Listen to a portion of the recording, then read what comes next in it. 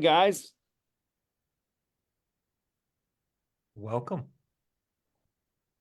it's great to see everybody this morning for the Art of Encouragement. I'm Nick Patterson, joined by Mark Gai, and our special guest today, none other than Francine Julien. So glad that you guys are with me today. Mark, I had such a good time connecting with you yesterday. Thank you so much just for that. You encouraged me, and I thank you for that. I know that you've known Francine even longer than I have. Would you please give her an amazing Art of Encouragement welcome this morning? Yes, Francine, you are such a sunshine, and you are sunshine that can awaken the coldest of hearts. And you don't do it with the being overbearing, but you're doing it with love and persistence and consistency and your style. And I remember you and I, we go way back. I think it's, I don't know, maybe 10 years, maybe less, maybe like 8, 9 years, perhaps, or maybe I'm dreaming, but I met you at one of the business conferences. Do you remember, in Orlando? And you were with another woman as well, and there was some Yeah. conflict or there was some misunderstanding, and you were so calm. Your eyes, I mean, there was, I think this other person, they had a misunderstanding with one of the coaches. It was a little bit of a rough patch, and you just had this reassuring smile, like it's gonna be okay. We're gonna work through this. And your calmness, I think, brought the level of serotonin, dopamine into the room, and you were able to navigate this very tricky situation. Do you remember that? Oh, I absolutely do. She would have left, and she's the one who invited me to this conference. And we were sharing a hotel room. She was going to leave. It affected her that badly. And I said, just give it a chance. Just smile and let's have fun. Don't worry about what that coach told you. Let's you and I just have fun the rest of the weekend. Yeah, and it was magical. I remember you carrying on with that calmness. So where does that calmness come from, and how do you cultivate this in your life and share it with others? I think the calmness comes from knowing that no matter what happens, it's going to be okay. And that probably comes from my time in the military. I've had a lot of dangerous jobs. I've worked the flight deck of an aircraft carrier. I was ground troop in Iraq. I was an aircraft electrician for 33 years. And I've been through some unusual situations, and I always come out okay, from an abusive marriage to divorce to all the other stuff that's happened in my life. No matter what happens, I always look at it as, what can I learn from this situation? And when you look at life through the perpetual learner lens, nothing bad happens because they're all just lessons. Mm, yeah. And this is so true, and it's a good reminder for everyone who is listening. So what are you up to right now? Can you give us an update, catch us up to what is happening in your life? Well, I am the warrior princess of personal change. I'm an author, a speaker, and a coach. And I share tools that make change easier. And I can help you make your business communications sparkle. My new signature program is strategic storytelling for business owners. And part one is the art of the introduction. And part two is making your communications sparkle. Mm. Why is it important to have a communication sparkle? Well, and it's kind of a trick question, right? And please forgive my indulgence. I'm a Toastmaster just like you, a speaker, a traveler, a curious learner. Some people think like, well, can they just read my mind? Why do I have to invest so much time and so much pain, this torture, communication? Why? Why? Why? I just came out of a networking event that I attend weekly. There were 5 other coaches there. There were 7 realtors.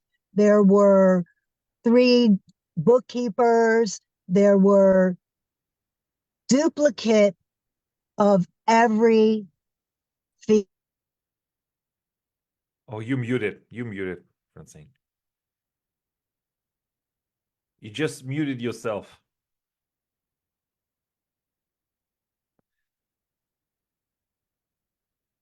Can't hear it. Can't hear you. Can't hear you. I watched people read their introduction. And I don't know if you heard that because my phone was ringing. I don't know. Did my sound go off? Yes, it did. And I was trying to understand what is she saying. Can I get this? I mean, do you mind just telling us again? Yes. So in this event where there's so many people from so many different fields, and you had 2 of this one and 3 of that one, the one who stood up there and read their introduction and didn't even get their whole introduction out in the time allotted, sat down and was immediately forgotten. The ones who stood up and used their 17 seconds to introduce themselves and they sparkled, those are the ones who are remembered. Those are the ones people set up the one-to-one meetings with. Those are the ones that people refer when somebody needs their service. Yeah. So it's the wasted opportunity. And I know Nick want to jump in. He wants to jump in. I see him scratching his notes inside his mind. So like it's a wasted opportunity, right? The world moves fast. It doesn't matter whether you're 20, 30, 40, 50, 60, 70, 100. The world moves fast with AI, generative, and all kind of tools we have in business. So I think parity comes in. It's your personality, because your AI cannot make your personality just yet, but you never know with the speed of things are changing. So you have to stand out and claim your space, right? Otherwise, what are you in the business for then, right? Exactly, because then if you just blend with everybody, nobody's going to remember you. You have to stand out. When I started, I was a health coach, and there were 15 other health coaches in the room, and I just stood up there. I lost a bunch of weight and I have these amazing products and I can help you. Come see me. Nobody cared. But when I stood out, when I said, I'm a warrior princess of personal change, I share tools that make change easier. I'm still sharing the same products, but now people remember who I am. Yeah. And Nick, I know you have a couple questions before I jump in. Yeah, I've got a question, Francine. Those people today that you noticed kind of botched it in their intro. How did you encourage them without inserting yourself? How did you go up and give them the tools, maybe, or, you know, a little bit of coaching, free coaching, as it were, that, hey, if consider doing this? Were you able to do that? And if not, would you be able to reach out to that person if you can even remember who they were? And would you be able to affirm them and encourage them and say, I had a similar experience and here's why I changed and here's what I did, and I would love to work with you in the future, but maybe give them a little bite of, and you can market yourself, but also give them that real encouragement. Hey, you weren't effective and that's okay. Next time you can be. Did you do that? Every Friday morning, I get up and I get between 17 and 20 seconds to talk to these people. When somebody stood up and read her script one week and stuttered over the words, the next week I got up and I talked about my workshop and how I'm going to help you hone your skills with your introduction. In my workshop, we will prepare your introduction and help you sparkle. And she showed up to my workshop. Fantastic. That's wonderful. And it, since then, did you see progress with her communication and that introduction and that sort of thing? She's still hiding behind that piece of paper, but she's got it sharp and concise, and she gets it in her 17 seconds now. She doesn't get cut off halfway. Baby steps. And that's the key right there, is it doesn't happen overnight. My sparkles took 7 years of Toastmasters to learn. And you definitely sparkle. It was so good seeing you last Saturday with TLI, Toastmasters Leadership Institute. And, that's one of the things I shared in my presentation about mindset is that some people go into organizations like Toastmasters and other personal development fields that are organizations that offer some sort of transformative experience and curriculum. And I said, it's one of those things there where I hear people sometimes saying, I've been in Toastmasters 20 years. And sometimes I cannot see the proof of that. I can't see that they've applied what they've learned. And, you know, I wonder if we have sometimes 20 first year experiences, but we never go beyond our plateau, or if we keep on going, we keep on developing and we apply that feedback like you were able to give there, just how much more effective we are when we continually hone our skills and we apply how other people encourage us, especially if they're coming from that place of just wanting to help, which I know you are. So, do you find people are ever resistant to that? Absolutely. And it comes from fear. They're afraid to be themselves. And let me just tell you a little story. I don't know if you saw my tall tale speech last year, came in third in the district contest. It was just a silly, funny, kooky story. And I was so afraid by my weird facial expressions. And face it, this voice is not going to win a Grammy. I have a funny voice that I was always embarrassed by. I used to hate to get on video. Just a few years ago, I would not be here talking to you right now like I am now because I did not like the way I looked on video. I did not like the way I sounded. And I was trying to turn myself into something I'm not. After that contest, I had people telling me how funny I am and how they love the weird way my eyebrows go and how I reminded them of Lucille Ball. And then I realized these aren't flaws, they're my superpower. So in my workshops, I tell this story and I tell people if you don't like something about yourself, embrace it because that's what endears you to everybody else. That's what makes you stand out. Hmm. I wonder how much wasted time people have.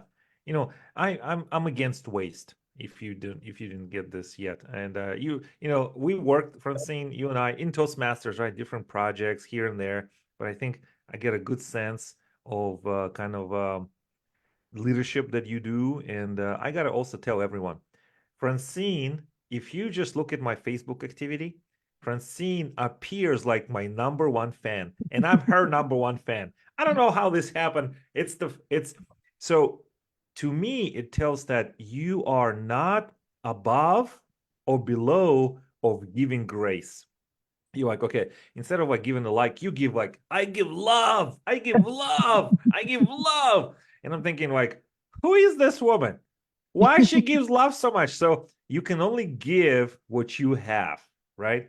Yes. So were you always like this? Because you are unlike anyone. I don't get as much support from my, bestest of friends, but I get it from you on Facebook. So what are the things you do outside of that to encourage others? And like how is that working for you? I'm curious. Oh, let me go back 20 years ago when I was in Iraq.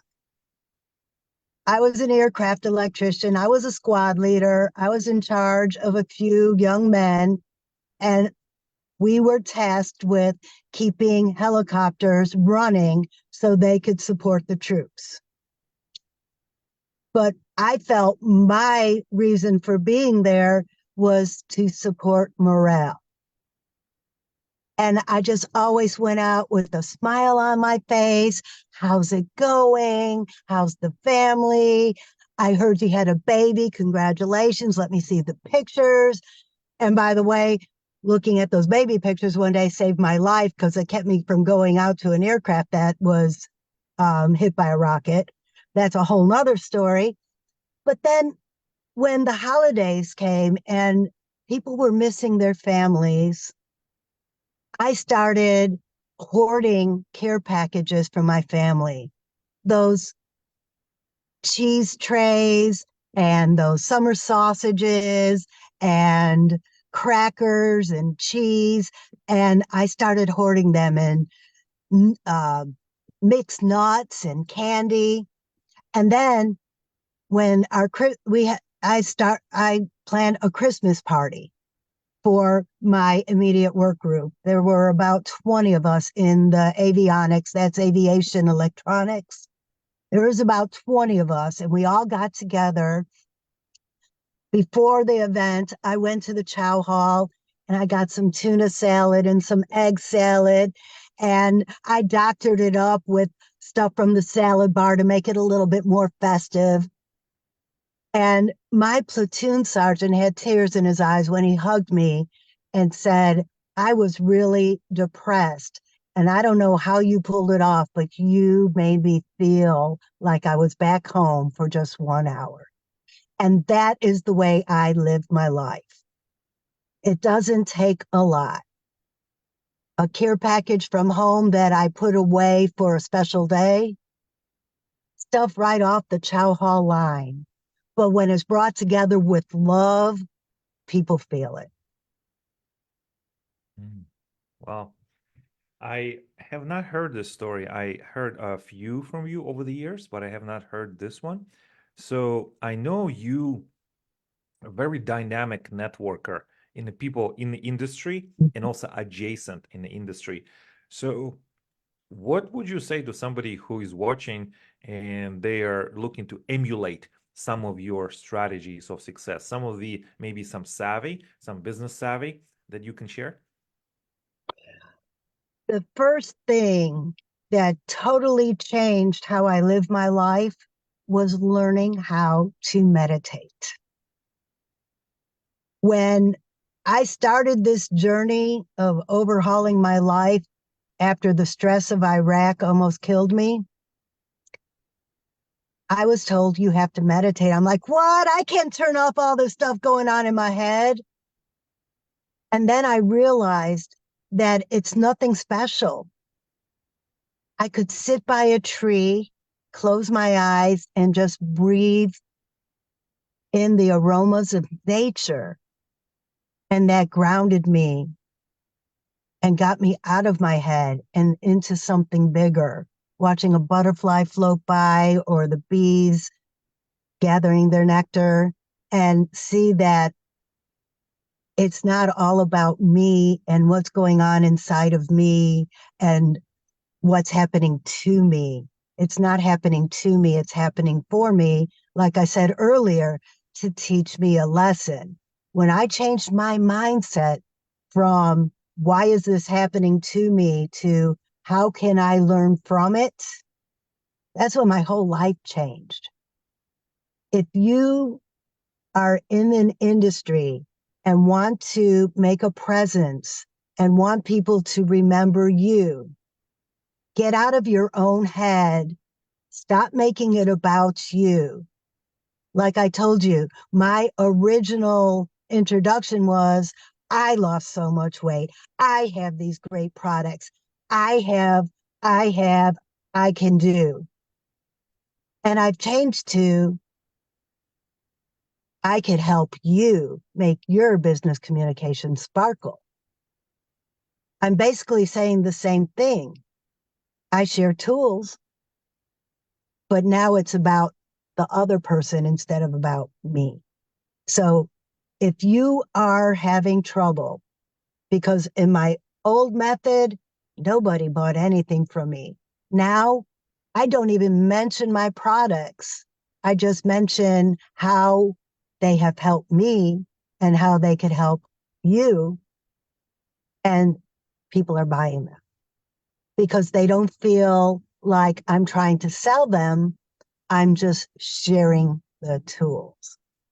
So no matter what you do, if you're a realtor, if you're an author, if you are a baker, it's not about you. It's about them. Find what motivates them and how you could serve them.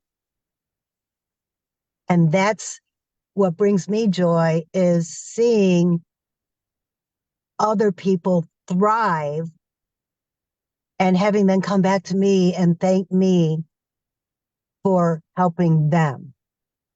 And in the long run, I'm getting what I want too, but I'm not leading with that anymore. I'm leading with how to help them.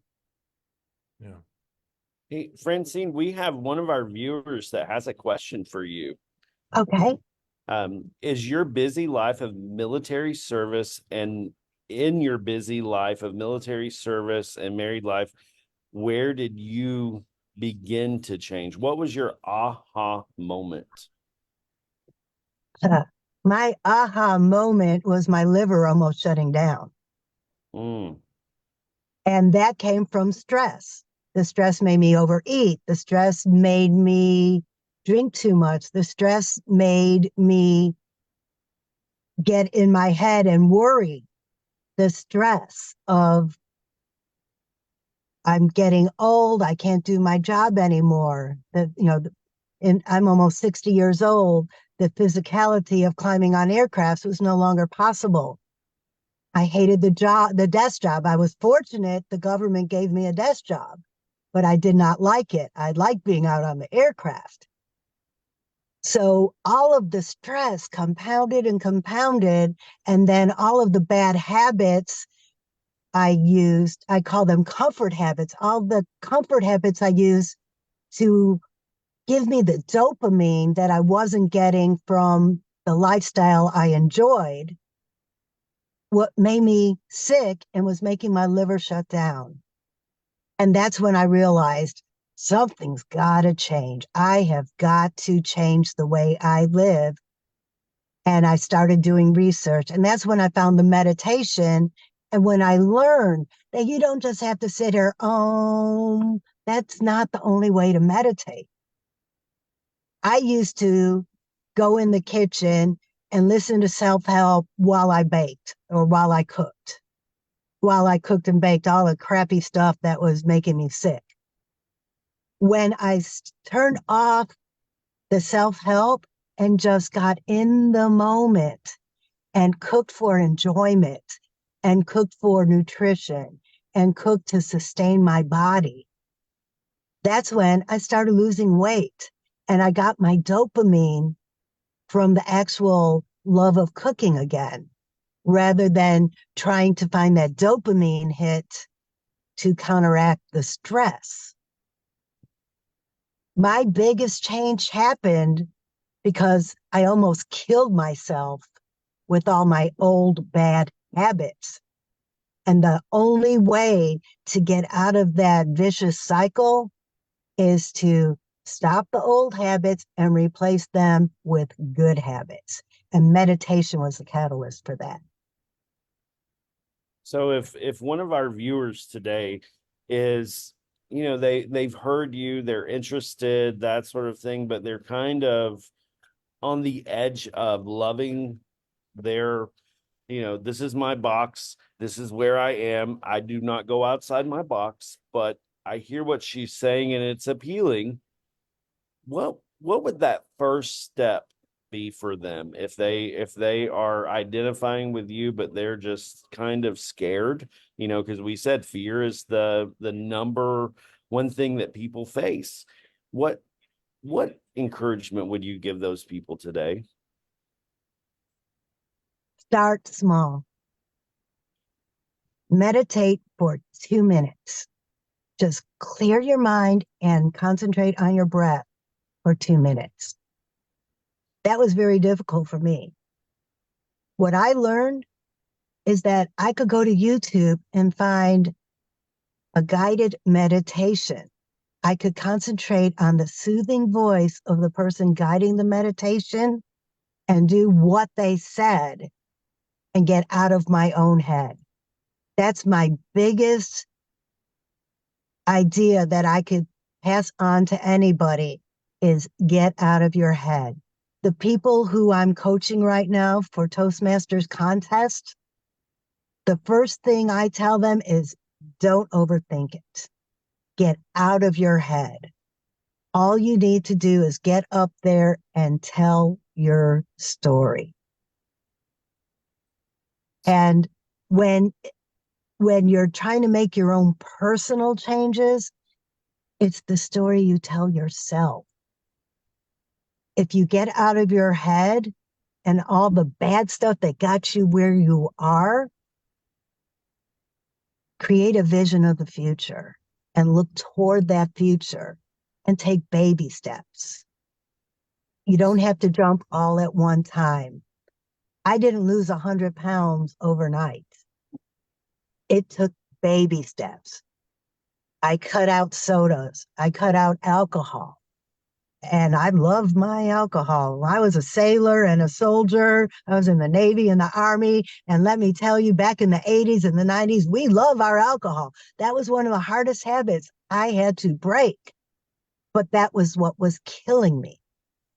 And trust me, when you make these changes and find positive habits to replace them, you won't even notice how your life is changing until somebody comes up to you and says, "Oh my God, what have you done? I want what you've got." Well, I'm so proud of you and your journey. And I identify with a lot of the things you've shared with us. My piano teachers growing up before competition, that's exactly what we would do. I had a cassette tape that was guided meditation, Mm. and it was very helpful. But I've got to tell you, your story reminded me of a time when I was incarcerated, and a Catholic priest who had served as a chaplain and went to Iraq. He's written a book about his experience there and that sort of thing. Father Ron, the way he would open the the services and that sort of thing when I was working in the chapel at the prison was, he would say, breathe in love, exhale, let go of the crap, breathe Yep. in peace, let go of your worries, and just that time of centering is so powerful for me now, because when I get stressed, when I get overwhelmed, that's the exercise I go to, and it goes to breathing, but also thought intention. And, that's what we must be mindful of. Well, Mark, I know, once again, you and Francine have known each other a long time. I've loved spending time with you today. Thank you for being here. Mark, would you wrap it up with Francine? And we can't wait to see you guys next week for another episode of The Art of Encouragement. Thank you, Francine, for coming on and being who you are. I truly appreciate you. I also appreciate the time that we have time to catch up like this. because sometimes everyone's busy, occupied, or distracted even. Before we part for today, what is exciting thing you have cooking up in your life? And not just food, could be food. We're open. And just tell us what it is, and also your final words of encouragement for our viewers. My new book out on Amazon now is The Butterfly That Changed Everything. It's almost a part two of my first book. My first book was a combination between self-help and journal, and it's about my 6-step process of personal change. And then in a meditation, I met this kooky character called Sparkle Feathers. And through subsequent meditations, this book was channeled to me. This butterfly told me to follow it and led me to Sparkle Feathers. And Sparkle Feathers took me on a path of self-discovery. This book will take you through my 6-step process of personal change, but you won't even know you're learning self-help because it's a fairy tale. It's just fun fantasy. It'll keep you laughing. It'll keep you thinking. And there's some really good, solid advice in there that the characters, these fun fairy tale characters, use some of my tools and processes through their journeys. Mm, I love it. And it's something that I would enjoy, because I think we're as adults, or anyone on the human spectrum, we forget to really let fantasy take over. And I'm not saying fantasy get lost in our fantasy world, but open up, not just have this one way of thinking. Allow for alternative thinking, allow for opposite thinking. It's not easy to do, and you think, oh, I don't want to do it. I have reached this level in my life. I don't have time for this. And I think it's silly to think that you don't. It's like, when you go back to the children's tales, that's when you graduated, right, in life. You start with them as a child, and then you go back to them when you're, blossoming adult. Yes. A parting tip. The thing that really sparked my metamorphosis is when I connected with my inner child. When I stopped worrying about adulting and started playing. Because when you play, when you are in these fantasies, when you are creative, that's the way our minds are intended to work. That's what creates change, and that's what will drive you to a new future. Mm. I love it. This is fantastic. I support it 100%. And I'm an improviser and a teacher in that as well. So I do support that, and I know Nick supports that as well in his work. So thank you everyone for watching us today. Our guest is Francine. Get her book, and Nick, my friend, I'll see you next week as well. Thank you for having me. I really appreciate talking to you. I miss you, Mark. Come back to Florida. Okay. All right. Thank you, Francine. We'll talk soon. Bye bye. Bye.